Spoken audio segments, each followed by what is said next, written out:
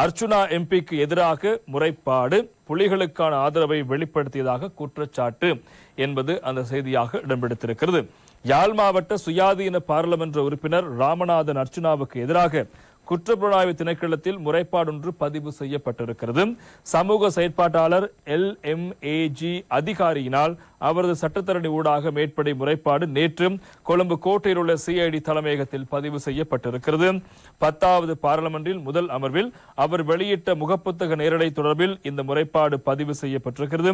குறித்த நேரலையில் தமிழீழத்திலிருந்து அர்ச்சுனா என அவர் ஆரம்பித்ததாகவும் அவரது முகப்புத்தக கணக்கில் பதிவிடப்பட்டுள்ள மலர் புலிகளை நினைவு கூறும் மலர் எனவும் அந்த முறைப்பாட்டில் குறிப்பிடப்பட்டுள்ளதோடு இதனூடாக வைத்தியர் அர்ச்சுனா புலிகளை மறைமுகமாக ஆதரித்து பிரசாரம் செய்வதாக குறிப்பிடப்பட்டிருக்கிறது. இந்நிலையில் அது குறித்து விசாரணை செய்து நடவடிக்கை எடுக்குமாறு அந்த முறைப்பாட்டில் கூறப்பட்டிருக்கு. நேற்று தினம் இந்த முறைப்பாட்டை பதிவு செய்த பின்னர் வெளியில் வந்த சமூக செயற்பாட்டாளர் LMG அதிகாரி அவர்கள் தெரிவித்த இன்னொரு முக்கியமான விடயம், அவர் தன்னுடைய நேரலையில் பிரபாகரனை தன்னுடைய கடவுள் என்று அவர் குறிப்பிட்டிருக்கிறார்.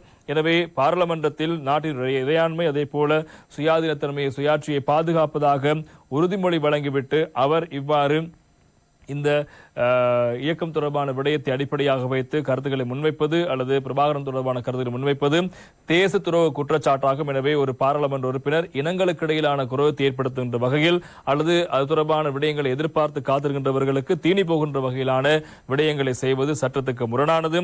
இதனை விட்டால் இது பாரதூரமான பிரச்சனையாக மாறும். எனவே அவருக்கு எதிராக உரிய நடவடிக்கைகளை மேற்கொள்ளுமாறு வலியுறுத்தியே தாங்கள் குற்றப்புலனாய்வு திணைக்களத்தில் முறைப்பாடு எடுத்திருப்பதாக அந்த செய்தி முக்கியமாக இடம்பெற்றிருப்பதை காணலாம்.